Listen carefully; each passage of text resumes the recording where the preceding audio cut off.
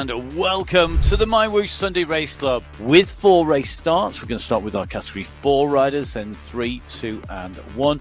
Our riders lined up in yellow, that is our Category 1 riders, in green our Category 2, in blue Category 3 and Category 4 in red. Take a look right at the front. Category 4, there's 45 kilometres of racing and nothing stops these guys absolutely dialing it out of the start pen every week. Moreno trying to get back to them. Look at the train coming behind. It's in blue. It's all over the road and it's on its way up this climb. There are bodies left behind already. 31 riders in that leading group. Wow, 31. Ouch. I said it was over 20, it's actually over 30. Osborne, Jones and Vink, the 3 riders clearing Category 1, going underneath the Alcatraz sprint sign. 16 seconds they have on the chasing group of Pukavu, Yasin and Kaminsky. Who is going to do what? Who is going to be able to deliver here? This is going to be critical because once you drop off the Hawk Hills, you've got that nasty kicker on the way into the Spring Road climb. This can set you up or this can do you some serious damage. Leading on the climb for Category 2, Bruce Bird and Mr. X100, who have a 20-second or so gap back to the chasing pack containing Marcin Trzaskowski. What was such a large group of Category 2 riders, 31 in total. We had 2 groups coming together. No longer are 2 groups coming together because Betty is putting the pain on the group at the very, very front. Kicking his Osborne. I mean, look at that. He hit that. He knew this was coming. He's hit that hard at 8.5 watts per kilo. He's opened up a gap of 3 seconds in about 3 seconds. Cadiz and Morgan, they must know now that this is about getting the last kilometre right. 1k to go for Category 4. It might be too late because Cadiz is at 9 and he's coming round the bend. Daniel Cadiz is going to take the win from Christopher Morgan. They've still got to run, that's the line, but Morgan is beat. Daniel Cadiz is going to take the win from Christopher Morgan in Category 4. Madame, messieurs, bonjour, ravi de vous retrouver sur MyWhoosh pour ce Sunday Race Club catégorie. Au départ, la catégorie 4 en rouge, les bleus de la catégorie 3, la catégorie 2 en vert et bien sûr la catégorie 1 en jaune avec les rouges qui vont ouvrir le bal. Tom Walker se met en action également, c'est très animé en ce début de course, ça va aller très vite à cette allure-là. Tom Walker, le look Allport, qui a envie apparemment de faire mal à ses adversaires. C'est un très joli duo, hein, Kierzowski et Allport. SS également avec nous pour le contingent émirati dans cette catégorie 2. Intéressant, SS, on ne sait jamais de quoi il est capable. Pour notre plus grand plaisir, lui qui est toujours en attente d'un contrat professionnel sur la route pour la saison 2025. Osborne et Vink semblent s'extirper pratiquement déjà définitivement. C'est encore un peu tôt pour le dire. Et on va avoir une belle bataille entre ces 3-là. Et maintenant, c'est Nick Squillary qui serait seul en tête dans la catégorie 3, mais très légère avance par rapport au reste du groupe qui est juste derrière lui, Nick Squillary.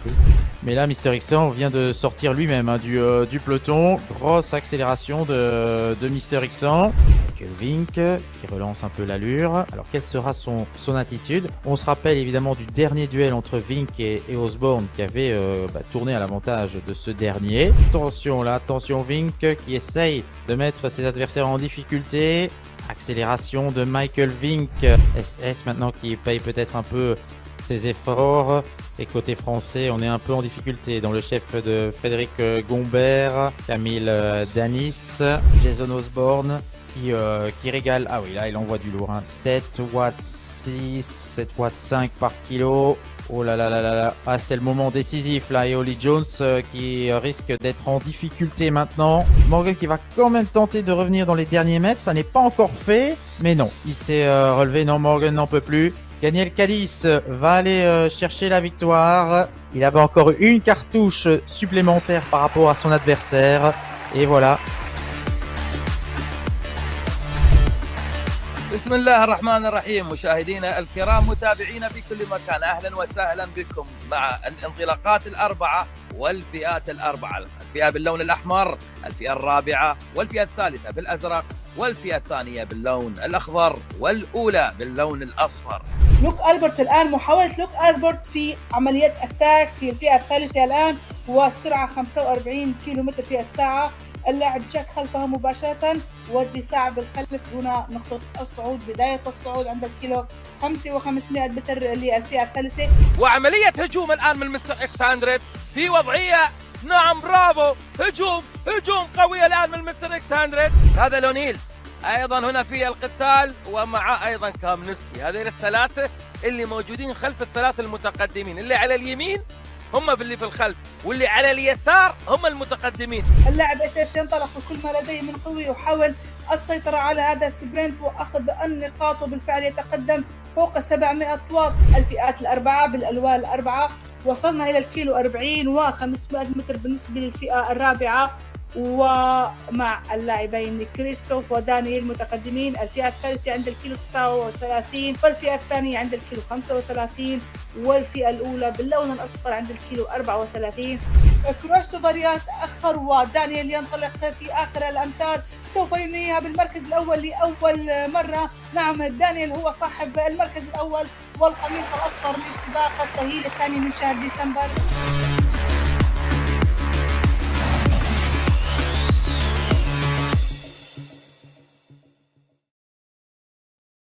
Hello and welcome to the MyWhoosh Sunday Race Club. It's qualifier race number 3 of 4 qualifiers in December, with our final right at the end of the year. My name's Matt Payne. I'm here with Emma Martin for the men's race, which has followed an exciting, action-packed, nail-biting and generally tricky race to race for the women in Belgium. But for the men, we're in Arabia. We are going across to Tel Marib for the 45 kilometres and 532 metres of elevation. We are indeed. We're going to Arabia, Tel Marib. You are indeed correct. 45 kilometres, 532 metres of climbing. It looks like that. They come out of the start pen through 2 sprints before they hit the aquarium climb at 12.2 kilometres. It's 3.2k the climb, but just an average gradient of 2.5%. I don't think we're going to see it split the race that much. We may well see riders go off the back, but maybe not off the front. They drop down into the Leeward Desert climb.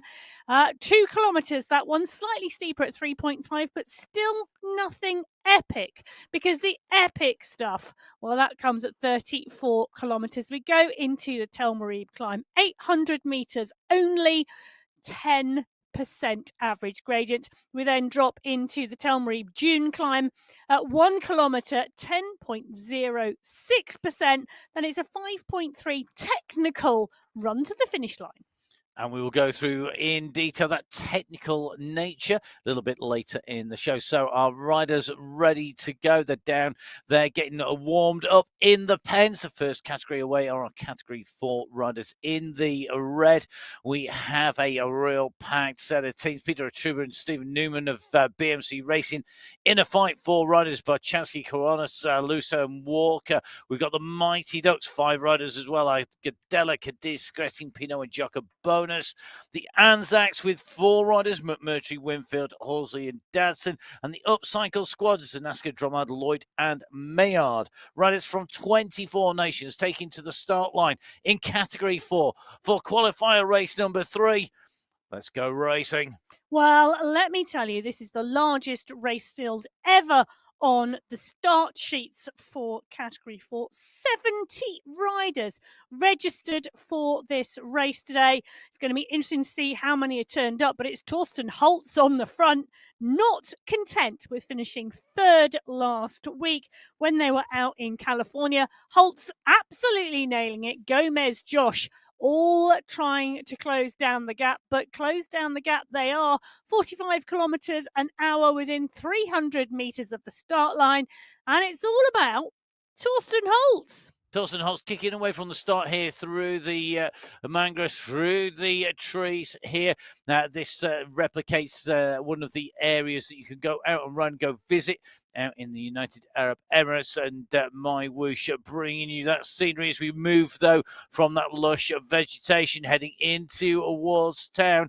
This is a very busy route. Now, along the way, we have got our 4 categorized climbs. We've got an additional climb in between, which actually does have a name, but is not categorized within this route. They also have 3 sprints. Each of those sprints are 200 meters long. The first sprint actually comes quite quickly at the Aldar HQ, and that is at 2.5 kilometers into the race. And whilst our riders might be able to gain points in the overall points classification, the key today is about the finish at the very end of the race. Now, fast start initially eased off a little bit despite the attentions on the very front of 2 of our riders. Yeah, it has indeed. Francis Pino coming across the gap now and closing it down, bringing the group with him. Tom Walker on his wheel, Edison Gomez, JD Abello, the strong riders at the front of the group. Now, last week in California, it was Cadiz from Moreno, Holtz, Alalusa and White in category 4. Those were the top 5 on the podium. Not all of them here today because 4 qualifiers in December, 2 verified finishes to qualify for the final each month. So some riders where we do have a 5 Sunday month choosing to sit out or do something different, but not Francis Pino's day. You can see him there on the bike. You can see him on the right-hand side of your screen in that leading group of 4. Just a 1 second gap, but that is now being closed down. Eben Svart is the rider doing that closing down. Shortly, this large group are all going to be together again. They are Francis Pino. They were very tasty casquette or cap on there. I was a fan of a good casquette. And Francis Pino, one of our really quick riders when it comes to the sprints as well. Certainly one of those riders that you need to keep an eye out when the going gets quick. When the going gets quick, do the quick get going? I guess they probably do, although I think the race club is generally pretty quick, it has to be said. Already seeing 1 or 2 riders just struggling with the pace, with the speed, or maybe just choosing, because we have so many qualifiers, to just put their ride in, get the ride through, and get the kilometres in on MyWhoosh. So the riders on their way through the Aldar HQ sprint. They go underneath the green banner to start a sprint segment. They go underneath another green banner, which says, funnily enough, not start, but end, as they go through the end of the sprint area. And for the climbs, it is a polka dot archway as they go through the sprint. Christoph Lasno, one of our really fast riders on the attack. He was actually racing in the Polish Midweek League, got 9th place in that. And a lot of riders actually racing in the in that Polish Midweek League. 33 riders in their league. Great to see so many people out and racing on that. Let's move across from category 4, though, to category 3. The second of our waves of riders away.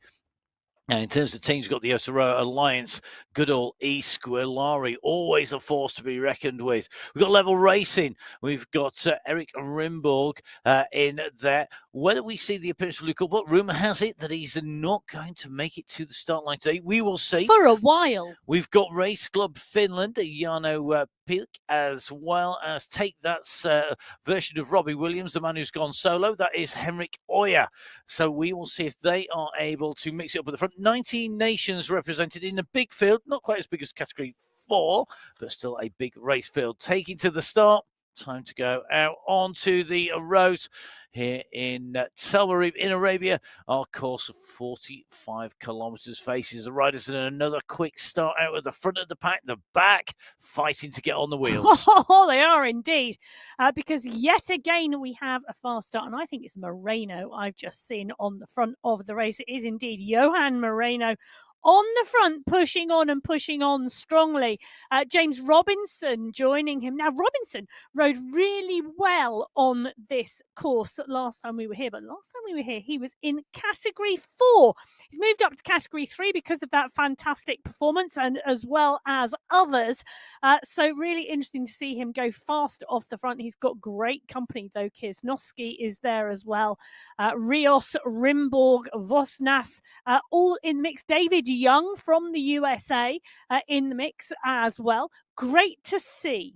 And we're in with Eric Rimborg at the moment, who actually, he's fast approaching a true social media influencer because he's putting pictures of his meals on social media. It's a true sign that you have arrived as a social media influencer. Because food is involved. Golden involved. Boy has put down, he's not going to be Golden Boy, he's going to be Golden Chef. Ooh. He is indeed. I was very jealous. In fact, I asked him if he was going to invite me around for dinner. I can't tell you what his response He's been was. making biscuits as well. I know. I'm Christmas quite impressed. Biscuits. Feel free to send some over to the Full Speed Events studios. Oh, Now, I could go a biscuit right now. Could you really? Marvin Angarita, we're in with at the moment. He's been racing actually rather than being in the kitchen this week. He took a 5th place in the Columbia Race Series, stage number 3. A rider, of course, that we've seen in action right the way through from the community races on MyWhoosh right the way through to the World Championships in Zurich this year. A very busy rider. Well, yes, but fabulous to be in the mix here now. Kiesnowski coming to the fore here in this race field. But the race field now, well, it's lost some of its length and it's gaining some width. If you'd have said lost some height and gaining some width, you'd have described my racing physique perfectly over the last couple of decades. Well, Ivo on the screen at the moment, and you can see there, resplendent on the bike, resplendent in the pack at the moment, because the pack, well, just comfortable now, settling down, and settling down on the bike as well, and getting ready for what I imagine is going to be some fireworks later on this course. Yeah, it is indeed. Ivo Sur, one of our regular riders, and really is made himself at home here. I think he's our only Estonian rider racing. Do you think so? I think he's our only Estonian there's a little rider bit of homework. racing across the whole of our race field today. Wow. Bring a friend next time. Weight of his nation on his shoulders. Yeah, can you imagine World Champions? You're the only rider when you're faced with. Well, I've just been actually having a look through the start sheets of the men's cyclocross, so the UCI, which is coming up after this, that I'm going to be on the mic for. And the Belgians, I think, have just sent pretty much half the nation onto the start list in both the men's and the women's races. No such luck for Ivo Sur of astounding, but great to see such a wide range of nations in the racing. 19 in Category 3, 24 in Category 4. It's actually 19 as well in Category 2, 17 in Category 1, but each and every week we see people making their way into the racing from out and around the world. That's the brilliant thing. One of the things I really, really love about cycling and about riding on MyWhoosh in particular, and, so many different people from different nations. Yeah, and strong Colombian representation here. Very much so. Particularly in Category 3. I've seen Marvin Angarita in the mix. I've just seen Carlos Ramirez close a gap. So always great to see those riders from around the world here. And Category 3, always fabulous racing on the Sunday Race Club. Now you can see Joseph Miller has exchanged his blue jersey for a green skin suit. He didn't spin around in a phone box and suddenly turn into a green version of Superman. But it is a super sprint because he has got the fastest time in Category 3 and scored the maximum points in our first sprint. Each sprint awards points 5, 4, 3, 2 and 1 for positions 1, 2, 3, 4 and 5. That's a little bit of my counting for the day. And that is how you score points in the sprints to get yourself a sprint jersey, which is good for bragging rights. Doesn't qualify you for prizes. One man who's going all out at the moment for a solo breakaway at the 6.7k market is Samuel Josh of Canada. He's not the only Canadian, before anybody says anything, but he is the only rider off the front of the group. Christopher Morgan looking to bridge across, goes at 6 watts per kilo, trying to go across to Samuel Josh's wheel. Torsten Holtz and the rest of the pack now starting to respond. I have to say, if I was a big pack of 70 riders, I would stay in that group and not chase. Well, do you know, Sam Josh, Canadian rider. Fabulous to have him on the Sunday Race Club and new to the Sunday Race Club as well. Brilliant to see him on the front and really taking it to them. Now, part and parcel of the Echelon Racing League is not just the Echelon Racing League itself, but also the fact that in February, the USA National Cycling Esports Championships, the Canadian Cycling Esports Championships as well, the week after. And the riders needing to get a qualifying ride in for those championships on the Echelon Racing League. Okay, so you're going to ride an Echelon Racing League, and obviously you're going to want to ride so Echelon Racing, which is what the actual entity itself runs the racing league. It runs lots of teams. They've been getting some great success on the road. Really unique is the Echelon Racing League. Its community engagement, the way it collaborates with governing bodies, the support for the veterans.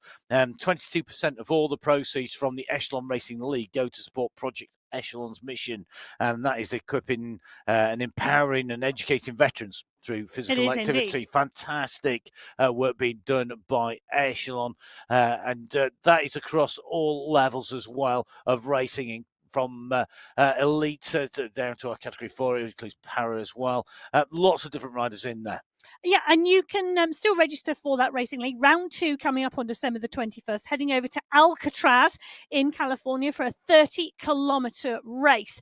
Then the 28th of December, the 4th of January, the 11th of January, and the 18th of January round out that league. Some great prizes on offer. You are not too late to join. Head over to the echelonracingleague.com website for information on how to register for that league. And I will see you racing on Saturday if you join. Indeed, Emma on the mic for that, and I'm going to be glued to my screens.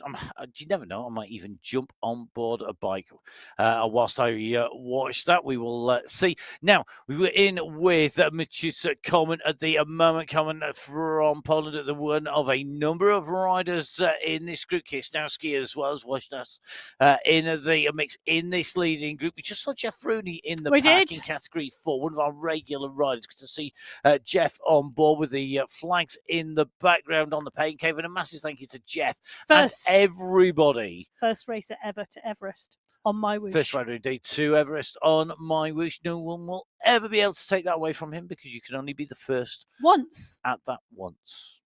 Indeed.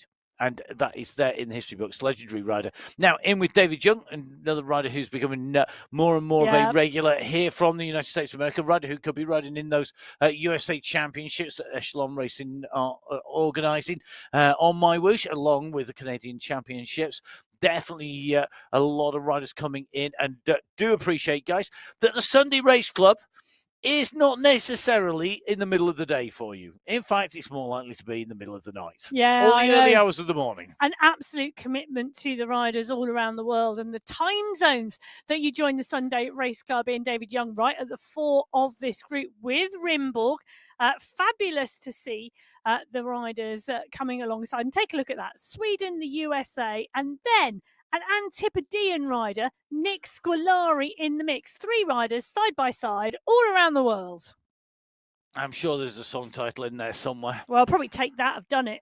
Well, they probably have taken that and done it, but whether or not our runners are back for good, we will see. Hopefully they're going to stay with us, as you will, as we work our way through our race categories. We're up to category 2, starting with category 4, then 3, now on to 2. Now the Abu Dhabi team, Keneal Davis, Ivan Nuki and Pierre Fell representing them. We've got the GOAT squad there, captained by Jonas Bjarhead, no less. The Smarties squad, 5 riders, a real who's who. Bengston, Theme, Betty, Ritter and Walter. We've got the UAE Falcons with Ahmed Al-Tanaji and Zaid Hamdan as well. And of course, the UAE Clan team, Mr. X100 and Pablo Popovic. Once again, no doubt going to be animating the racing in category 2. We're in with Adam Starzinski, one of the coaches on MyWhoosh, one of our regular riders. He's a regular performer. And Starzinski actually racing that Polish midweek league. He actually won the Polish midweek league. So a winner already this week. Will he be able to keep up with the man that we have been in with? That was Mr. X100, who's just kicking his way into that group from the start. The Tice Van Heat in here, he's a rider who goes well on this course, suited more maybe to the back end of the race route. Interesting to see we've got SS in here as well. Looks like the UAE clan team with Mr. X100, Pablo Povic, and SS all in action at the moment. Will they be the riders to take it to the rest of the squad? Category 2, stretching and braking already. Well, they are indeed stretching and braking already. Now, it was qualifier 2 in November the last time we were on the Tel Marie, but with the men. And in category 2, it's Peter Milostic from X100 Theme, Havo and Graves were the top 5. But right at the moment, it's Jakob Bjorklund dialing it on the front. He is indeed, basically straight up onto the wheels as he's ahead. Troshinowski, Winfield knows the danger here. The man who goes for more escapee brakes than we normally would see on an escape from Alcatraz, which is where we were for the Echelon Racing 1. It is, of course, Bruce Bird from Canada. Bird, one of our regular riders who tries to go clear. Now, in with Jakob Bjorklund. Bjorklund with the headphones in, out of the saddle here. You could just see the rack beside him there. But I think very focused today. Jakob Bjorklund, this is the sort of course that I think suits Bjorklund. It's hard. It's hard racing. Yeah, he does, and he really pushes on and really likes to take the race by the scruff of the neck. Now, Batty is there as well. Cam Winfield, Olivier Simmons, John Brune, David Darn, all in the mix. Quintero is there. Alain Jung is there as well. This Category 2 pack, I think, starting to settle down now, 1.5 kilometres in, but they've lost riders already. They have indeed. We're just jumping across to one rider who is not lost. He's at the front. He's the man who's guiding them round at the moment. Bruce Bird, you can see him in person on the left-hand side with that Canadian national jersey in, with the maple leaf on the back. 2 wins on the Sunday Race Club, a 2nd place and a 3rd place as well. He just wanted to get to the Ferrari showroom first. Yeah, but then you would linger. You wouldn't, yeah. Maybe drool a little bit. Maybe just go green with envy. Or maybe just take a look at the amazing machines. And if you think this is just come out of the imagination of one of the amazing designers at MyWhoosh, it's not the case. If you are lucky enough to go to the UAE, you can see it in person. It exists. You can fly over it as you come into land, actually, in Abu Dhabi, and you can see it. It's a real thing. It is amazing. The scale that is there is quite incredible. But then again, the transition, I mean, we had the National Day, it's 53 years of the UAE being in existence, and you look at the transition and progression of the nation, it's absolutely huge. The scale of the buildings, the scale of the city, the infrastructure, particularly for cycling, is absolutely phenomenal. And of course, MyWhoosh, born and evolved and still based in Abu Dhabi in the UAE, and that's where our riders are. Of course, the UAE company, the partner of the UCI. Well, they are indeed. And talking about partners, we've got 2 groups now that are not partners in this Category 2 race. They're not at all, are they? No, we've got a bit of a push now coming on from the 2nd group, SS right at the front, because the 1st group now, 4 seconds clear. They pushed on through the sprint segment, but now we're seeing some sprinting. John Brune, 8 watts per kilo, Bruce Bird, 7.5. And it's not because they're going through a time segment, it's because they're trying to latch back on. Well, it's all action. Breakaways in Category 4, big bunch in Category 3. Who knows what it'll be when we go back to Category 2 after we've been in with Category 1. The top of the tree are teams that are with us today. The Amos Esports team, Tugels, Dont and Van Elselen. Tugels done a good ride last week. They are a full Belgian really squad. The Alpha Jaw squad, that's for Justin, Kaminsky and Jones, Belgium, Poland, and New Zealand. The Farm Walk squad, 4 riders from them. We've got Andreasen, the former world champion. We've got Puckett, Noren, and Plantros, so Denmark, United States, Sweden, and France. And the Wenger boys, it is Jacobs, Van Diemen, Panitza, and Mayer.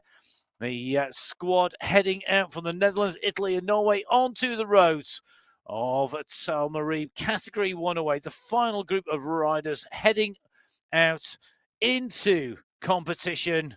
Let's see who comes out on top. It's a long way, 45 kilometres, when you're racing it as hard as the Sunday Race Club is. Well, the challenge is, with the Venga boys, is the fact that whenever you say Venga boys, I have a tune crank up in my head, which I imagine is what they want to happen because, they're really at it. Jacobs, Van Diemen, Panizza and Mer. Riccardo Panizza has been on superb form recently. Mikel Plantero is in the mix here. He should go well today. Michael Vink is back in the house. Mikhail Kaminski, Leonard Tugels, who we were talking about, or you were talking about, Matt, at the top of the introductions. First top 5 on the Sunday Race Club last week. He finished in 4th place. Great to see that happen. The rider really pushing on that Californian course and being rewarded with 4th place. And as we see Bjorn Andreasen go on to the front here, just over 6.5 watts per kilo, really getting the squeeze on. He's aware there's riders off the back already. He wants to keep this hard at the moment. Scandinavian riders of Andreasen and Mer from Denmark and Norway, respectively, really winding this up. Yeah. The response is coming. California is a hard race because it's constantly on the move. The changes in gradient are almost constant. And for me, this is very similar. I mean, we've got a section in the middle around that Telmarie sprint that comes round about, well, I'd say it's from about 25 to about 33K, 34K, where it's relatively flat. Relatively. Yeah, relatively. It's still, there is gradient change, but it's relatively flat. In comparison with the rest of the course. The rest of this race route, it is like, it's like when you tell me to draw a straight line at the end of a day's commentary. I just draw a wiggly line. I can't hold anything together. I can't hold a coffee cup up and that's saying something. Well, holding a coffee cup up is not what Jason Osborne is planning on doing on the front of this race. The current world cycling esports champion just covering the front. Hayden Pucker now taking over the reins. Mikhail Kaminski is there as well. In fact, the pace has gone out the front of the group now, having lost one of the riders out the back. You can see that on the bottom left-hand corner, that graphic giving you a really good indication of what is happening ahead and behind the race field. But the Mikel Plantero now taking up the charge. He wants to be the first Category 1 rider into the Ferrari showroom, but Ollie Jones going with him. And Jason Osborne, 10 watts per kilo to close it down because he doesn't want to let anybody go. Well, Plantero, Jones and Osborne, Pucker, Millerstick, Kaminski, Jasper Paradines, all there. Let's just take a little few words for Lyndon Millerstick, shall we? Because the young rider come up from Category 2, where he spent a lot of time on the Sunday Race Club and really not frightened at all or in awe of the Category 1 riders, just got right into the mix. And Kaminski and Pucker getting right into the mix today as they go through the banner for the Aldar HQ Sprint. This is Category 1 and they are motoring today. They are motoring faster than the Ferraris in that Ferrari garage. They've got more than a V12 under the bonnet at the moment as they continue to push on the front. This race really is being put down early. There is no quarter being given, and we are on what is the first 3K. I know. We're not. This is increasingly, we're getting quicker and quicker and quicker. You can see the Aldar HQ sprint. This was not going for a sprint. This was not a sprint effort. Jason Osborne has gone through those 200 meters in 13.671 of a second. Absolutely flying through there. And we're seeing this in all the groups. Laszlo, who went for the sprint, was 0.129 behind him in Category 4. You've got Bjorn in here leading the fastest sprint through there in Category 2. But the riders are absolutely flat stick at the moment from the word go. We are seeing the racing start earlier and earlier. We're seeing the overall time a lot across the full race route come down because people are starting to race earlier. There are less gaps. We've got bigger race fields. So there's always somebody willing to have a go. There is no respite. The man always having a go at the moment is Bjorn Andreasen. He's irrepressible at this stage. Oh, he's just on some superb form at the moment, Andreasen, and it's fabulous to see. Really pushing on. And Osborne, Vujasin, Kaminski, Panizza and Safra Zaidi are the riders behind, but they're 2 seconds the gap at the moment because Andreasen is pushing. They're rolling with it big style today on this course in Arabia, the Tel Marib course. You sort of look at the course profile and you think, it's going to be a quiet start today. But the racing is so well matched. I tell you, the 26 riders on the start sheets in Category 1. The quality of that race field just keeps getting stronger and stronger as more and more riders join. Alex van der Bulke is the newest rider on the start sheets in Category 1, joining the Sunday Race Club today. And he'll take a look at Leonard Tugels, knowing that he's had a top 5 within the first couple of weeks of being on the Sunday Race Club and really drawing some inspiration from that. And it's great to see the new riders coming in. It's also fabulous to see the riders who have been racing the Sunday Race Club for years, since it was the Friday Race Club, in fact. But you're going back there. That is some time ago. It's a long time ago. But Bruce Bird on the attack at the moment in Category 2. X100, the rider, closing him down. Marcin Trzaskowski is the rider pushing on as well with BR Head, who we saw with that very, very fast start. Millistic, we know, likes this course. He's won here before. And Betty, well, Betty has been on some superb form over the last 4 to 6 weeks. He has, and you wouldn't want to bet against him on a course that has such big climbs. The course profile here, the way the course runs, we've got the Aquarium climb. It is the longest climb first at 3.5k, pretty much. Then you've got the Liwa Desert climb, which is a 2k climb, and then you've got these shorter climbs where you've got 800 meters, you've got about another 800 meters, and then you've got a k. They're relatively short at the back end, but they come pretty quick. Oh, they're so steep. The way it's front loaded with big climbs makes it difficult if you like a longer climb towards the end, and vice versa on different courses. At the moment, Bruce Bird, he's kind of negated all that because he's just gone off the front again. Well, he is, but, you know, the climbs that started around 34 kilometres into this race. So the last 11k of this race, really, there's a real big match between sprinters and climbers because of the length and steepness of those climbs.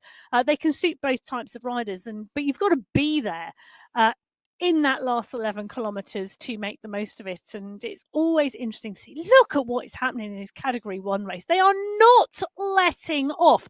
It's been absolute carnage from the start. Pucker, Kaminsky, Safrazadi, Tugels, Vuyasin is on the wrong side of the gap. So is Paradians and Panizza.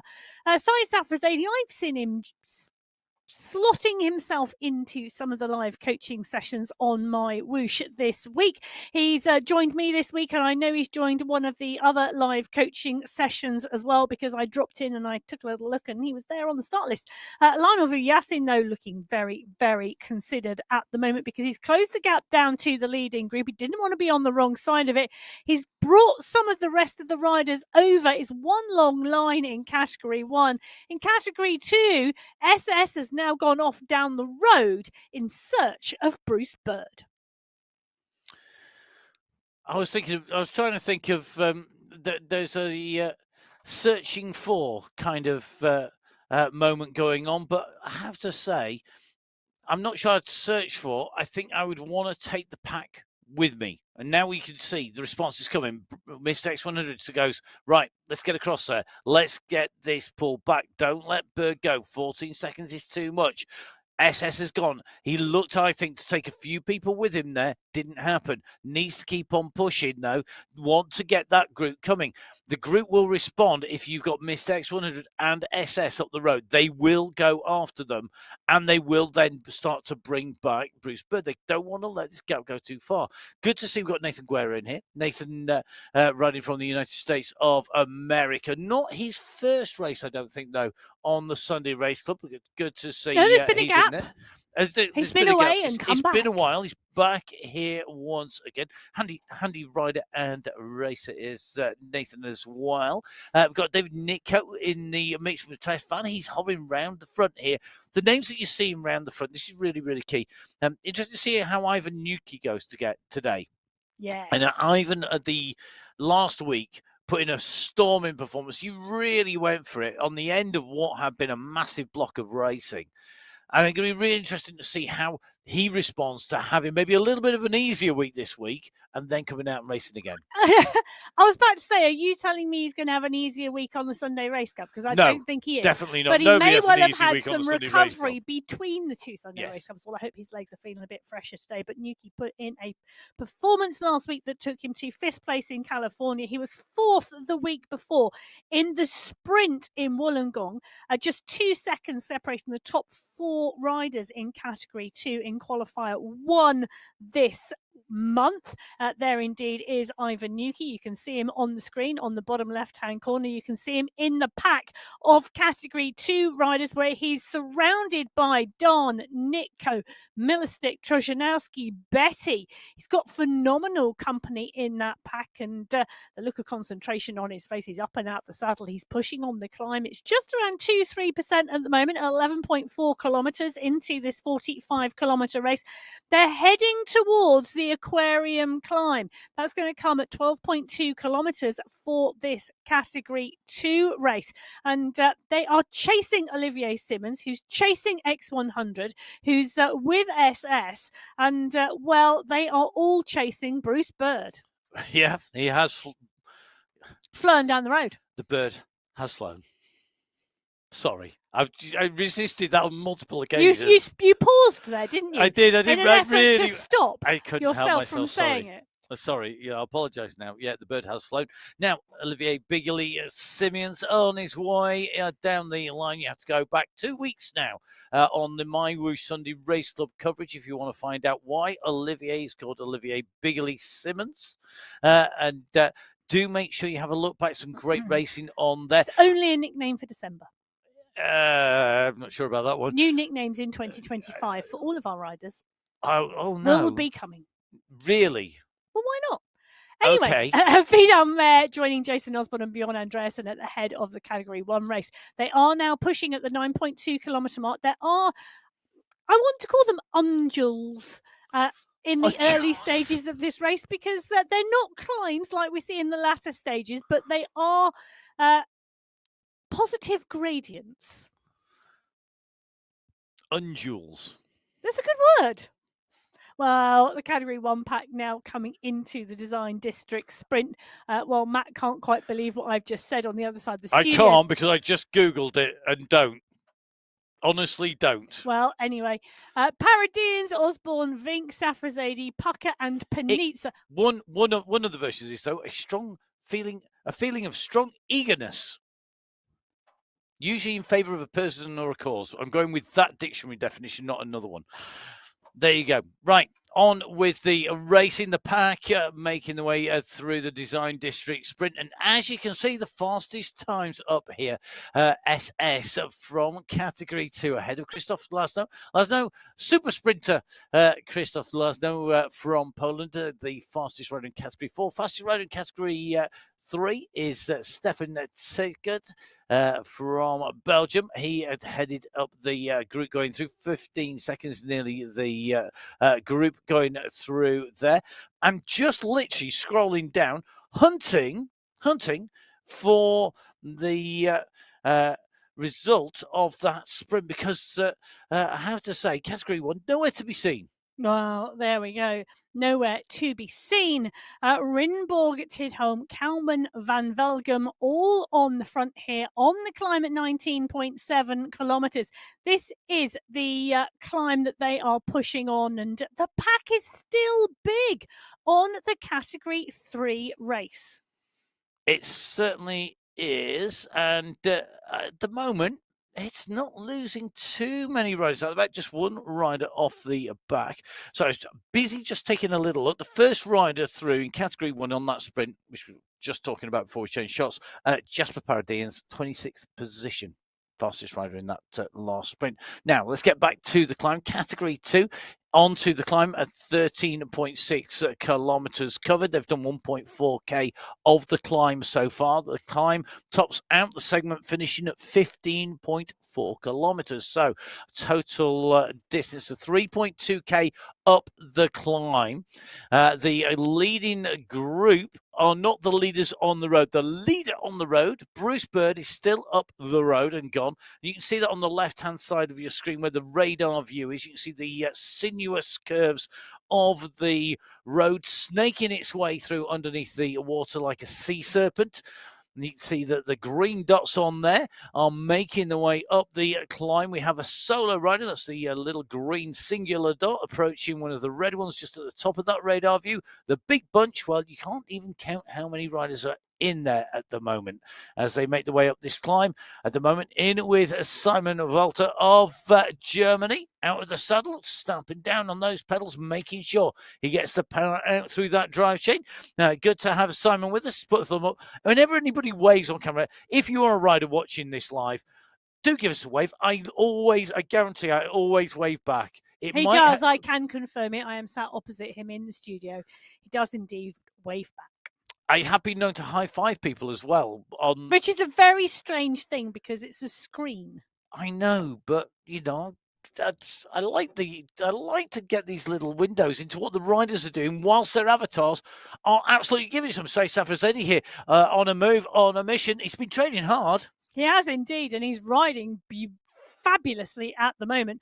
Really, really strong as he heads into the aquarium climb underneath that polka dot banner. Safrazedi leading the category one race. Knudsen is there, so is Osborne, Pucker, Jones. They are starting to form a small gap as they really push into this aquarium climb. Hayden Pucker trying to close it down, going past Mohamed El Alami, the category 2 rider that they are storming past at the moment. They are. This is really critical moments in the Category 1 race. We're on the climb. The selection could be made very early here today. Osborne on the move. Safrazedi on the move. And as Safrazedi provoked Jason Osborne, yes. He's poked the bear. The bear has growled and responded. And Osborne, being that bear at the moment, he is the man who has got the form. He's got the World Championship bands. Kaminsky's trying to answer him. Pucker is on his way up here as well. Vink Jones on the chase. 2 goals in the mix. They do not want to get distance, but there are riders out of the back. We have lost a group of riders. This is danger time. The sirens are going off in their heads. They know they've got to get back. They do not want to let this gap go. Well, they don't want to let the gap go, and Kaminsky has taken up the charge from Pucker, leading the group across. Michael Vink is in the mix as well as Oni Jones and Lionel Vu Yassin. Johan Noren is there as well as Tugels, and they're desperately trying to scratch back onto the back wheel. More and more riders getting dropped off the back as the pace on the front of this Category 1 race is absolutely eyeballs out. And I say eyeballs out. Look at the breathing of Kaminsky. He's got his mouth open. He's sucking that air into those lungs as he's desperately trying to follow the wheels here and close this gap down. But they are not letting up on the front of this Category 1 race. I'll tell you something, normally Michael Kaminsky is as cool as a cucumber. At the moment, he definitely isn't. He really is under pressure. He knows the danger of Osborne and Safrazedi on the front here. Safrazedi has been running strong. Osborne has been victorious all over this place. Jones, we know, is good on courses like this. This is a real... Yes. It's an Ollie Jones type of course. It's got multiple climbs. It's got very little rest. It's got constant undulations. They are all things that suit him. He's on his way across to try and bridge to the leaders. This is going to make 3. I suspect it's going to become a lot more than 3 as we go over the top. But we are only at 13.9 kilometres and we don't reach the top of the climb to 15.4k. Well, there we go.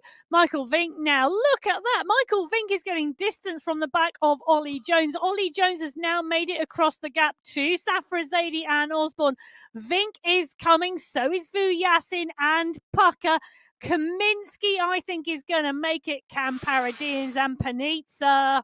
They are going to be in trouble if they don't. It's still a long way to go. The problem is holding the pace that it takes to get across is so difficult. If somebody then kicks, Osborne is sitting at 8 watts per kilo at the moment. He's kicking at 8.5 now. He's seen them get on. He's kicked again. He's let them put in the full effort to get across. He's seen who's strong. He's let them get to the wheel. They've done the absolute limit, on that limit to get there. They get there and he goes immediately. Well, I'm amazed. To keep them under pressure. I'm amazed because normally the aquarium climb, with its average gradient of 2.5%, we don't normally see this type of action. We don't normally see it do this type of damage, but that is because Osborne and Safra Zaidi, the two riders who pushed on early, they pushed on before the aquarium climb. There's a kicker before the climb, and then it settles, and then it really goes. And they made the most of that change of terrain to really attack this Category 1 race and take it by the scruff of the neck and give it a really good shake. Osborne, Vink, Jones. In fact, Ollie Jones, now it's looking, wow. Osborne and Vink are pushing on here. Jones is getting gapped. So is Safra Zaidi. And Safra Zaidi was instrumental in what is happening. He was, and that is the danger when you go on the offensive early, that you provoke a rider into acting. And in this case, I mean, it probably only was a matter of time before Osborne and Vink went. But would they have wanted to go at this stage? I'm not sure about that. It's a long way from the summit. The summit here is 15k into a 45k race. It's only a third of the race distance done. And you've two breakaway leaders away. They're clear of a lone chaser in Jones. Then you've got Vujjasin coming behind. He's going to make contact, I think, here with Jones, with Safra Zaidi and Pucker and Kaminsky. That's a big group. They should be able to pull back the leaders, Michael Vink and Jason Osborne. But 8 seconds is the difference in time between Michael Vink's time up the aquarium climb and Lionel Vujjasin's, Ollie Jones's. It's 9 seconds, nearly 10 for Kaminsky. It's over 10 for Pucker.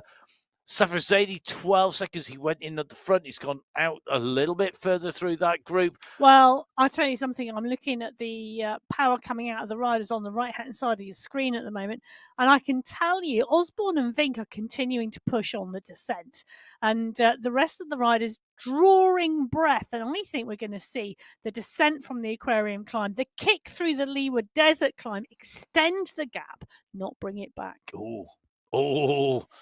I love it when Emma makes an early prediction. Well, they're not always right, but they do provide a little bit of fun to work out what happens. You do have a watch back of the women's race earlier on about predictions and whether they come right or not. Ooh. Well, my prediction at the moment is that Bruce Bird is 18 seconds down the road. Oh, look, so he is. Oh, no, it was 17 then. I'm sure it was. Okay, so the situation in Category 1. We've got 2 breakaway riders in Vink and Osborne trying to extend that gap. Category 2, as you can see on the top right-hand side of your screen, the leading the group containing SS Mistakes 100, the UAE clan team, and a whole host of protagonists climbing their way up that Leeward Desert Sprint. You've got Johan Moreno at the moment clear in Category 3, the man who has taken a 1-2-3, a win in the OTR Vets up against 45 other riders on Friday, a second place in the OTR Flaming Fast race, a third place in the Columbia Race Series. Moreno in Category 3 on the move, bottom left-hand side of your screen. On the right-hand side of your screen, Samuel Josh of Canada, lone breakaway leader, 44 seconds and 30 kilometres into this race route. This is going to be interesting. Has he done too much too soon? Well, it's going to be really interesting now because Sam Josh has put in a phenomenal performance to this point to go 44 seconds clear of the Category 4 race. However, I'm going to say however, because he's now coming towards the 30-kilometre mark. At 34 kilometres, that's when we go into the Tel Marib climb. Swiftly followed by the rest of the climbs here. Now, I'm just going to do a little bit of discussion here because the Tel Marib climb at 34k, 800 meters, 10% average gradient. Then you descend off of that and transition into the unclassified climb, 800 meters, 6.4% average gradient. Then we drop into the Tel Marib Dune climb, 1 kilometer, 10% average gradient. Then we drop 5.3 kilometers to the finish line, but there are climbs along the way. It's a very, very technical finish today. And I'm wondering whether Josh has gone too early and the rest will catch and he may blow on those steep climbs, but only time will tell in Category 4. In Category 2, Bengston and Van Hee are closing down on Bird. This climb is a nasty, nasty climb up here. It's the one that takes you out and away from the aquarium climb descent. So you go over the aquarium climb, you drop right the way down to the low point on the course. It's way lower than anything else. And then you climb up. You've got the long first section. It levels for quite a way. You just get into your rhythm of the long level section, and then it kicks again. If you have got good legs, this is the bit where it's great. You can really hammer any advantage home. But if you've got bad legs on it, and I have had both sets on different days, I have to say, detachable legs are available. Pretty much. From Legs R Us. I think on one of the days, I definitely got some that I should have been taking back and asking for a refund on, because we went up this climb, and when you're having a bad day, this is absolute purgatory. Well, I'll tell you something. Betty and Van here are having a good day at the moment. So is Anders Bengtsson, because these three riders are closing the gap to Bruce Bird. They're doing an amazing job at the moment on the climb. And look at the effort from Betty on the screen. This is the level of dedication and commitment it takes to close that type of gap at their forefront of this Category 2 race. 2 is probably my favourite category at the moment. Ooh. We've got favourite categories, have you? Yeah, what I really like. Oh, it's so hard, isn't it? I really, really like aggressive racing. I like close racing, which is almost different things. I like people prepared to have a go. I like it where there's a break. Category 2 for me, Category 1, the elite. They're the cream of the crop. They get all the agilities because they are the best. But then Category 2, 3, and 4 are amazing. Every single category is amazing. Don't get me wrong. But Category 2, I think you've such a cast of characters, and it's so close in difference between them. You see bigger differences maybe in Category 3 and 4. 2, it's almost like, which way is the wind blowing? Who's going to be good? What is the shape of the hill? What is the shape of the climb? Who does that suit best? Who reacts to what at what moment? And it is bike racing. And that's who what we holds love their about nerve? it. Who's got the mental agility to change tactics? Who's got the strength of character to grit their teeth and dig in when you need to push? Having that, I mean, it's so good seeing that play out.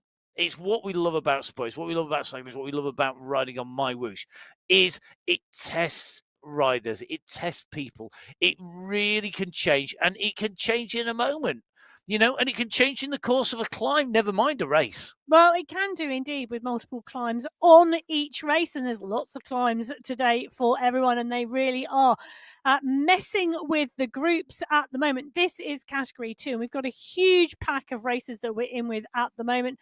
They are chasing the leaders. They are only around 7 seconds further down the road, and Bird, the head of the race, only 9 seconds off now. This big pack motoring really strongly at the 23.2 kilometre marker. They're transitioning between the Leeward Desert climb, heading towards Tel Marib. The Tel Marib sprint will be the first thing that they see before they transition into the series of climbs in the Tel Marib area. But that pack of Category 2 riders riding really strongly now. Jason Osborne, Michael Vink, riding really strongly here. Category 1, and they're at 21.3 kilometres into the race. They're coming towards the top of the Leeward Desert climb. The chase group in Category 1 now 17 seconds back. They too are on the climb as well, but nowhere near the top yet, unlike Osborne and Vink. And Osborne just tapping away at rhythm really strongly here. He's looking really good. Vink having to dig deep to stay with him. I'll tell you something, it's going to be interesting to see once we get over this climb, because the chase group, Vuyasin Pucker, Jones Kaminsky, 1, 2, 3, 4 riders in the chase group. These 4 riders riding really well at the moment, actually, and I think they're starting to close down that gap. Oh, but you can close it down. There's closing it down and closing it down. You can close it down all you want, but when you are fighting against somebody who's ahead, they've got that time. They've got that advantage. Well, look at that. The chase group is going well. The chase Pucker, group is Jones, the chase group Jackson, is moving 5 seconds quicker than the leading 2 up that climb. but for how long? And that's the tricky bit. Leeward Desert climb, it's a tough climb. And if you've got enough of a margin to save your energy on the climb, and they've got a 14-second margin still at the end of the climb, you can then accelerate away. You can then push immediately. You go into the descent and then save your energy for where you can build momentum and speed quicker. Absolutely love it. Absolutely love it. Now, back with category 2. We're in with Mr. X100 with Krasnich chasing Josiah, Betty, Bengston, Van Heat and co in front. This race, it's picked up, it's shaken.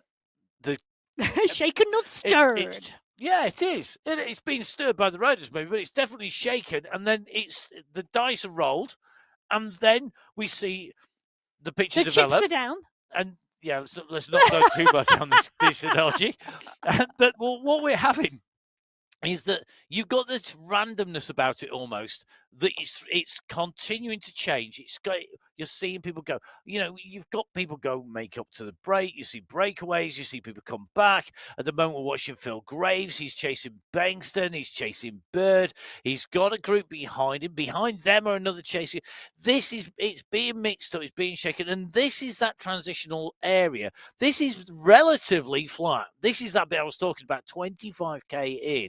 Until we get to what is 33, 34K, our next actual classified climb is at 34 kilometers. If you want to put the pressure on, you need to do it now, because you've got to get to where Samuel Josh is on the right-hand side of your screen at 34.3. Wow. He is on to our next categorized climb, Telmarie climb. Well, he is indeed. And, he had 44 seconds the last time we were in with him. So just take a look at where we are now. And at the bottom of the climb is where the pack of Category 4 riders are. Josh is further up the climb, and I think we're going to see the times just 52. So 52 seconds. I was watching those times. I think it's 52 seconds there, because Josh and the chasing group were on an almost identical gradient at that point. And that means that 50-second marker is pretty accurate at the moment. It's nearly a minute. JD Abello, Francis Pino, Kevin Horsey, and David Winfield, if you guys got anything left, you want to take victory, you've got to go now. You can't let him go any further. I'll tell you something, Abello is going for it now, and Abello is pushing. He's on our screen, and he's motoring in that polka dot skin suit. He's chasing down Josh, but Pino is coming with him. So is Winfield and Morgan. Horsley and Walker are all trying to go with him.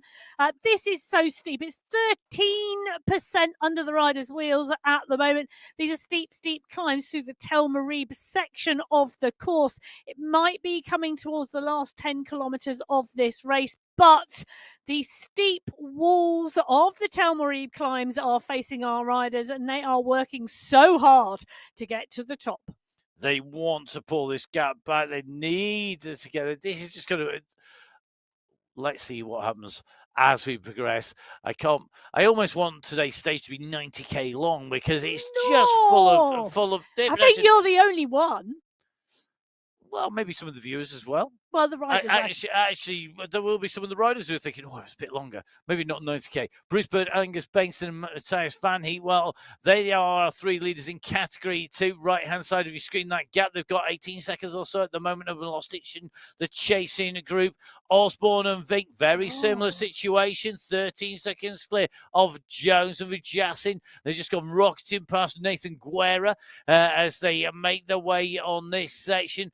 You've got Osborne, Vink, then Chase, Jones, Vijacin, Pucker, 14 seconds, 3 chasers. Then you've got Noren and Tugels, and they are separated. There is not a concerted and sizable group chasing. It's a small group on the very front. 2 riders. Then you've got this 3. Then you've got 1s and 2s. It really isn't a race where you're going to get a lot of draft today. It's split so early in that Category 1 race. Riders were going off the back of that Category 1 race from the start. And by the time we got to the Aquarium climb at 12.2 kilometres, it was near enough all over. We saw the attacks go thick and fast there, and it really has done huge amounts of damage to the Category 1 race. They're at 25.7 kilometres into this 45-kilometre race. There's 2 riders off the front, 3 riders chasing, 1s and 2s behind. behind, all trying to close down and salvage what they can. But the Chase Group in that Category 1 race at 17 seconds. In the Category 2 race, a bit further up the road, 28.1 kilometres they are at. Marcin Trojanowski is the rider pushing on at the moment, getting up and out of the saddle. Betty is with him, so is Nuki and Milostic. Graves and Walter are there as well. They're chasing Bengston et al. 18 seconds up the road. Et al. Means and all. It does. For anybody who's wondering what kind of English we're using, it is correct English. Is it? It's just not common English. As opposed to incorrect English. Well, you know, we could drop into Yorkshire or into a dialect. Hey up, Doug. That was terrible. And you don't say duck in. You don't say duck. Duck is duck. Stoke. Duck is a Stoke area. Stoke-on-Trent. Si Bradley would know very well what you were saying, duck. I went to Stoke-on-Trent once, and I remember phoning a taxi and being called Duck. Hey up, Duck. And I was a bit like, pardon? Yes. Dialect is a wonderful thing. I love listening to dialect. I love listening to languages. Don't forget, you can listen to the commentary, not just in whatever English dialect we're choosing to use at the moment, but also in French, our colleagues on the French commentary feed, and in Arabic as well, if they're your first languages, or maybe they're your second and you wanted to go to Wales to pick it up some more. Listen to some Welsh. Listen to some Welsh. I'm not going to drop it out. It is somewhere I've spent a lot of time riding my bike, my mountain bike, my road bike, falling off mountains and crag faces as well, out climbing. I have to say it's an amazing place. Some great cyclocross action there as well. Can I just say, when the sun comes out in Wales, it's one of the most beautiful places on earth. But very rarely does the sun come out. Oh, well, no, I'm telling a lie, actually, because I've been to the top of Snowdon twice when it has been sunny and you've been able to see. How many times have you been when it's not sunny? 8 or 9. Okay, that's probably indicative of the weather there. Unlike Arabia, in Tel Marib, on MyWhoosh, where it's sunny all the time, it never rains in this world. It's brilliant. I absolutely love it, says the man who spent a week in the pouring rain, getting cold and wet, including last night, out and having a wander around with the full-speed events, Dog, a.k.a. Indy. It was good to be out, ready and refreshed for this morning when the alarm went off. Patrick Carlson took the win last week. He did indeed take the win last week. He's a man who could take the win again here today. He's got his work cut out. Meanwhile, Category 2 looks like Mr. X100 just closing down on Trojanowski. Trojanowski is a man nobody should let go down the road on his own. He is danger with a capital D as he sets off down the road. He's closed down by Mr. X100. He does not want to let him go. Milostic and Krasnich are chasing, so is BR Head. They know still up in front. You've got Van He. You've still got Bengston and co. There are still riders on the move in front. We need they need a collective, a group chase that is cooperative rather than competitive or combative, because at the moment they're not pulling them back very well. They're not pulling them back at all. They're actually going out further. Last time we were with them, they were at 18 seconds. They're now at 26 seconds. So the leading group in the Category 2 race, extending that lead. They're now, the Chase group is now at 30.7 kilometres. They are coming towards the Tel Marib climb, and this is going to be really interesting now as they come into the climbing section in Tel Marib, as to whether the riders out front have the legs to stay clear, or whether this Chase group have saved something by sitting in the draft. I love the fact that draft means so many things. It does. It does indeed. If you're sat in a draft in a room, it could be very chilly. It's hot. We keep talking. You keep on. Are you cold in the studio or something? At the no, moment? I was just thinking about the multiple meanings of draft. Okay. Well, whilst you think about that, I'm going to have a little think about how on earth anybody answers are really strong riders. You can see them as Kirsanowski on the front in Category 3, bottom left-hand side, bottom right-hand side, Samuel Josh leading in Category 4. You've got escapees down the road in Category 2 and in Category 1. This is not a bunch sprint finish by any stretch of the imagination. Normally, what is happening today, we've got those breakaways on the move, we've got solo riders. There's got to have to be a concerted, organised chase by anybody behind if they want to pull the gaps back. The back end of this course is absolutely littered with climbs. The Telmarib climb, the Telmarib Dune climb, the one in between. One in between. It's the one in between. It does have a name. Emma actually knows what the name is. Hold on a minute. I can see if I can find it. When you hear a thump, it's not studio ceiling falling. It's Emma just putting down one of her big books of notes. I have a folder in the studio with every single race route that the Sunday Race Club has ever been on.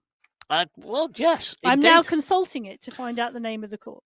Do you know it's not got a name? Some of us are technologically I like enabled, paper. aka Matt. Some of us do it old school with paper. Emma. So whilst I have an iPad and a laptop or three, and Emma is there busy with the books. So whilst Emma's busy going through I've the routes, already found it. My filing system works well. Go on. I can tell you that it has no name. The one in between is exactly where we are at the moment. We're in with Johan Moreno. He The is climb on the with move. no name. It is. The where Matt got dropped by SS and Mr. X100 on more than one occasion riding around this route. Yes, that is that climb going the opposite way actually, but it doesn't take much dropping me at the moment though. Kirsnowski has dropped them. Moreno is trying to respond in 2 seconds. This is going to be about the climb now. Johan Moreno out of the saddle, the Colombian resplendent in that MyWhoosh jersey, a man who has been racing strongly. Remember, winning the OTR Vet, second place in OTR Flaming Fast, a third in the Colombian Race Series. That's just this week. He is a man not to be discounted, but he's out of the saddle, breathing hard now, trying to stay with this group. The leaders pushing on though, and this is where you've got to stay in it. Over this climb, you've got one more categorized climb to come, and that is the Telmarib Dune climb, which is bigger and steeper and longer, and then it's that 5.5k run to the finish. Well, bigger, steeper, longer. That's what's facing the riders at the moment, but this pack absolutely pushing on the climb at the moment. 10.2, 10.1, 10% is just coming off at the moment, but Kirchner, Angarita, Edwards, Karlstrom, Van Vellegen, Clays, all pushing here in this Category 3 race. They've got a big group of Category 4 riders ahead of them. Wakefield's there, Cridland's there, Thompson's there, Calderon is there as well. They're going to come up onto the back of that Category 4 group. The Category 4 group are going to see the Category 3 group.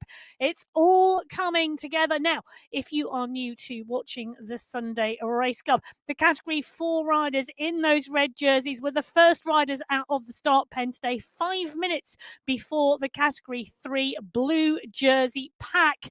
That shows you how strongly and how quickly the Category 3 riders have pushed over this course, working their way now up into the top 30 riders on the road. Amazing riding, amazing racing. In with Jeff Rooney, the living legend that is Jeff Rooney, making his way up in this group here. He can see the Category 3 riders surrounding him, but he's holding pace at the moment really well. And this is really key for me on this course. You do need to be smart. Timing Rooney was good. He's a past master at that, isn't he? You know, I guess you don't ride an Everest on anything without knowing how to ride, let's face it. Well, no, and there he is. There is Jeff, and we can see him working hard with the fans blowing, the flags all around him, and the timing of that catch, absolutely fabulous for him because he was able to jump in with the group and make the most of the draft. Just as they came over the top of the climb onto the descent, he sat in the pack on the descent. They're going to transition on to the next climb very, very shortly, I imagine the Category 3 riders will indeed ride away from Rooney at that point. But at this point in time, Rooney gets a tow. The pace goes up. They're at 73 kilometres an hour. A little bit further back on the course, this is the Category 2 race field, and this is getting interesting. Van Hee, Bankston and Bird are up the road. You can see them, but they've got them in their sights now. X100 pushing on. Nuki, Walter, Graves, Quintero. Bert Kane is there as well. As they now push, it's 15% under the wheels of the Category 2 riders. They are on the Tel Marib climb. They're coming towards the top, and can this gap by the leading trio stay clear? Will it start to come down? It's going to get very, very interesting now in Category 2 as we run towards the latter stages of the race. The chase group is big, but it's very, very stretched. This is the moment you really... We say this time and time again, but the moments come so thick and fast. You have to be in the right place at the right time, able to respond in position, and you can't let groups go. The danger of letting go Bird and Co down the road must have been evident to everyone. Time is running out. We're at 35k. We've got 10k to go. Yes, but riders are strong and they break away because they're strong, because they get the timing. These riders just on the Tel Marib climb. They're going over the top here. Great run. Interesting to see the little gaps open, the little stretches that come on. You know, the little bit of a time. It's like a time lag. It's almost like you put your foot on the pedal and it takes a little bit of a while for the supercharger, the turbocharger to spool up. There's a few riders that have just got a little bit of lag now because the fatigue, because the racing's taken its toll. Well, I can tell you the chase group are moving quicker than the leading group. So Van Hee, Bengtson and Bird currently 15th, 16th and 17th up that section. The rest of the chase group in front. Sorry to interrupt. Michael Vink, Jason Osborne, the dynamic duo, are now solo. They are indeed, and I'll tell you something, they're not far behind the leaders in the Category 2 race. They are absolutely motoring, and Jason Osborne at the moment on the climb, 34.4 kilometres. They too are on the Tel Marib climb. Category 2 just gone over the top, but Osborne has broken Vink on the climb. So Jason Osborne, the Cycling Esports World Champion for 2024, leading the Sunday Race Club at the moment from Michael Vink. 13 seconds now, the gap. It has opened. Will it stay? Osborne should know how to pace this to the finish. He's currently at 35k. He's got 10k in front of him, and it really is a mixture. You have got the climbs, the Tel Marib climbs. You've got the climb with no name in between. A bit like a horse with no name. There's a song title there as well.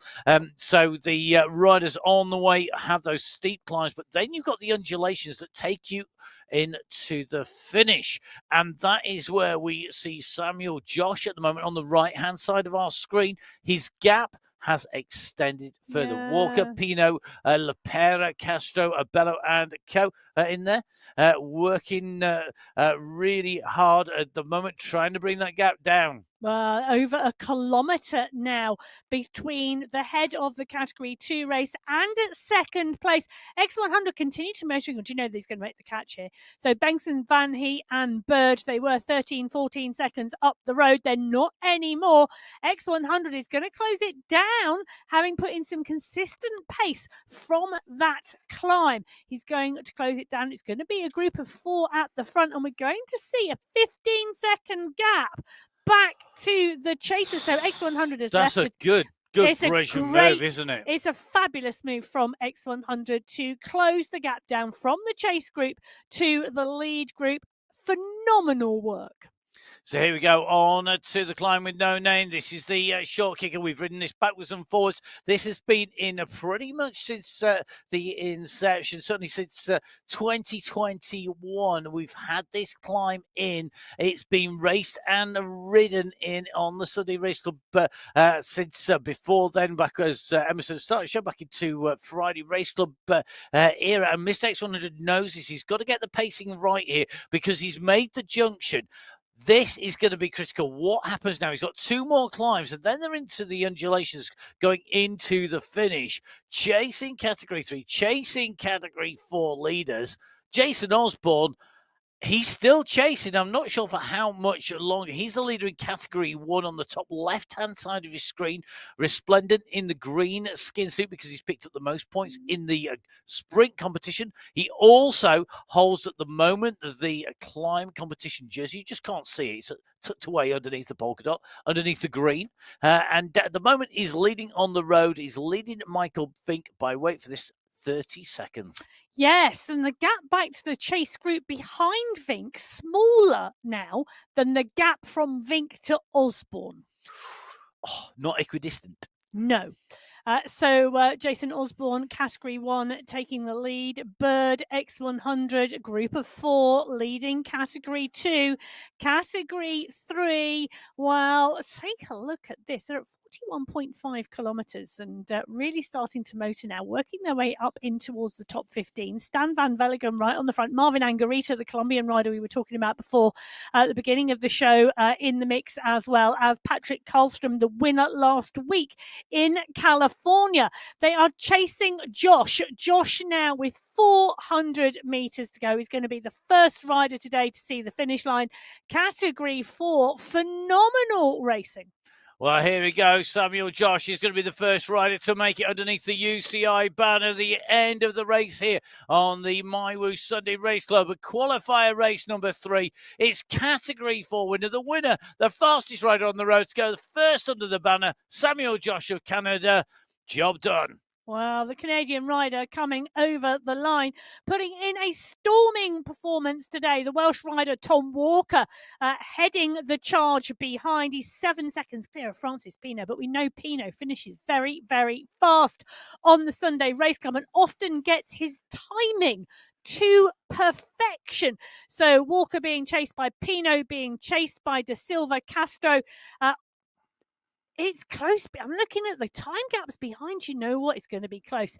JD Abello back 27 seconds back. I think he's going to be out the top 5 this week. It's going to be a really painful last 900 metres for Tom Walker here. He is ahead of Pino by a handful of seconds here. You can just see the figure of Walker dipping down, going underneath the archway there. Pino is chasing. Walker's out of the saddle here. He does not want to let a prime podium position slip out of his fingers. He knows he's got the gap. The distance is running out for Pino to take it away from him, and Walker continues to kick here at 4 watts per kilo. Now up to 5, up to 6. He keeps on getting out of the saddle, keeps on stamping on those pedals. This is key. He's going to stay clear. He's going to take second place here today for fantastic ride. Tom Walker, phenomenal performance. He's gone clear of the rest and beaten only by Samuel Josh. Tom Walker of Category 4 comes in to the line, in and through the finish ahead of Francis Pino. That's Category 4. Don't forget all the results live at the moment on mywhoosh.com/results. They are indeed, but this is Category 3, and this is a great group coming towards the finish line. They've got 1.6 kilometres to go. Karlstrom, Clays, Duma, Van Velligem, all in the mix with Marvin Angarita as well. 1, 2, 3, 4, 5 riders, 5 places on the podium today. Kisnowski and Kirchner are not far back, though. They're not, but are they too far back? That is going to be really, really key. 20 seconds, it's a long way. You can go a long way. Well, most people go a long way in 20 seconds, particularly when you've got what's coming up in front. There's a downhill section coming.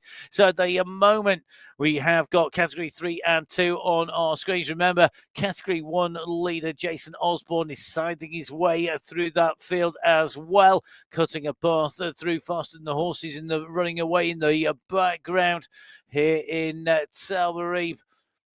Our next finishers, next leading group are going to be this group in Category 3. Bengston's been dropped from that Category 2 leading group. He has. There's still developments going on there. Karlstrom, Angarita, Drummer and Clays. Walter Clays could go for a long one. He's got the power, he's got the pace. He could go for a really long one here. And actually, if he gets it right, stay clear. Well, would you bet against Angarita or maybe Drummer? Drummer's had a good kick on him. Can I say, back in Wollongong 2 weeks ago, Clays, Duma, Karlstrom and Guarin, the 4 riders went into the finish line together. 4 seconds separated them in the end. It was Walter Clays who took the win. He's very, very strong if it's a group finish. Will he get the timing right? Will he get the pace right? He's just dropped down to 0.1 watt per kilo. He's just rolling there. He doesn't want to be on the front. And now we see the kick go. An early kick gone from Dubber at It was 12, 13 watts per kilo, but he's been beaten by Angarita. Angarita went at 16 watts per kilo. He dumped the watts. He has gone for this, and it's going to be Marvin Angarita in Category 3 who's going to take away the win. Well, let's not forget Angarita pilots a tandem. He does indeed. At world level. He's got a phenomenal kick on him, but it was indeed Marvin Angarita taking the win in Category 3 from Ryan Duma, Waterclays, Patrick Karlstrom, and Stan van Vellegem rounding out the top 5. Back across to Category 2. From one end to the other, we are flying around at the moment. We're in with Mr. X100 and Matthias Van He on the right-hand side of your screen. You can see Mr. X100 has got the points jersey for the polka dot skin suit. He has that lead in the climbs competition. He's going to be taking that away because at 40.8k, they've done every single one of our categorized climbs. Can he add a victory to this? He's got Van He on his wheel, and they have dropped Bruce Bird, Bengston and Nitko nearly 30 seconds down. They have been distanced. They've been put to the sword. They have got the gap. And now Mr. X100 has to push on with Van He. They've played their card. They've got a fair distance to go here. They do not want to let Bird come back. They don't want to let Bengston and Nitko come back. Will it be those riders they see, or will it be Osborne, who at the moment has made his way up? He is absolutely flying. He's got Milostic next in his sights. Well, I think the interesting thing in the Category 2 race is that whilst Bengston, has gone backwards, Nitko has come forwards. So that's an interesting change there to see who's on the ascent and who's on the descent. Bruce Bird has gone backwards as well, but Matthias Van He is having a great race today alongside X100, leading that Category 2 race. Interesting to see. Take a look at the gap now. It's 1 kilometre between Vink and Osborne. And I think the key thing to say is Vujasin, Jones and Pucker are 10 seconds down on Vink. Well, Jones and Vujasin are. I'm not sure Pucker's there.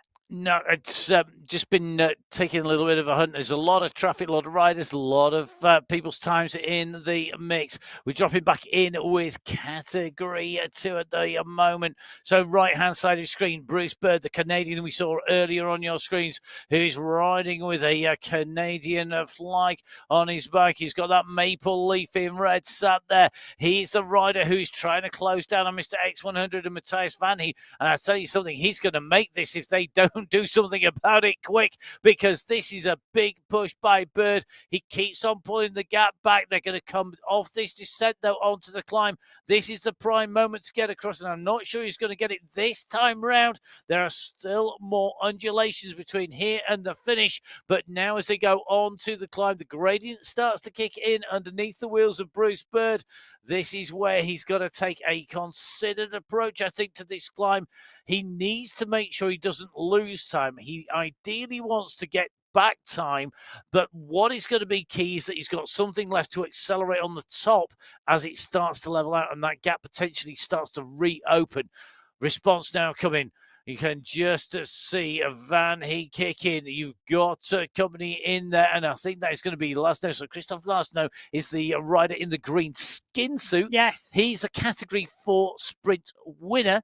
He's in there, and at the moment, Van He is the rider who's putting down some consistent pace and power at 5 watts per kilo, and he's starting to open up a gap. Mr. X100 could benefit from Lasno's draft here, potentially. They could try and just hold on to those wheels. They could potentially make it over the top. Bird is still holding up 5 seconds. You can see him in the back of this shot at the moment. It's going to come down to the last 1.5 kilometers, which is what they're approaching. Meanwhile, approaching he's just got under the 2.5k to go. Jason Osborne solo in Category 1. He's got a little bit less tactics to worry about. It's just keep on going. Well, yes, but I'm just looking at the group he's about to catch. He's about to catch Quintero, Khan, Graves, Buster Mendakowicz. That's a class group of Category 2 riders, and Jason Osborne is about to come up onto the back wheel of that group. He's towing Peter Millerstick back to the group as well, because Millerstick had been gapped. He's now going to get the tow back on because he's glued to Osborne's wheel. So interesting moves there. They're 600 metres behind the head of the Category 2 race. What is going to happen to this race as Jason Osborne continues to move through the groups? It does have an influence. There is a chance to try and grab a little bit of draft from the Category 1 leader. All riders in all groups on the Sunday race field can draft each other. So Jason Osborne benefiting from catching and drafting the riders as he comes up to them and past them. The riders as he goes past will be able to benefit from his draft. That can take effect. It's a big group he's coming up on, though. I suspect it's not going to make enough of a difference. It's more of a difference when you're one-on-one rather than one into about 20. Well, yes, and Bruce Bird, Van He and X100 just going past Joseph Miller. Joseph Miller, one of the newer riders to Category 3. Great to have him on board the Sunday Race Club, but he's witnessing the Category 2 leaders go past him. And Matthias Van He sitting at the back of the group, trying to work his way up to the front of the group because Bruce Bird and Mr. X100 are starting to wind this up here. Van He has a big kick. He's going at 10 watts per kilo. He's going to come from the back to the front. He's used that draft. He's used the ability to draft all the riders to get the gap. He's gone through with momentum. He's now nearly at 12 watts per kilo. And Mr. X100 and Bruce Bird do not have an answer at the moment. Bird is now kicking at 10 watts per kilo. Mr. X100 is coming after him, but Matthias Van He, absolutely imperious there.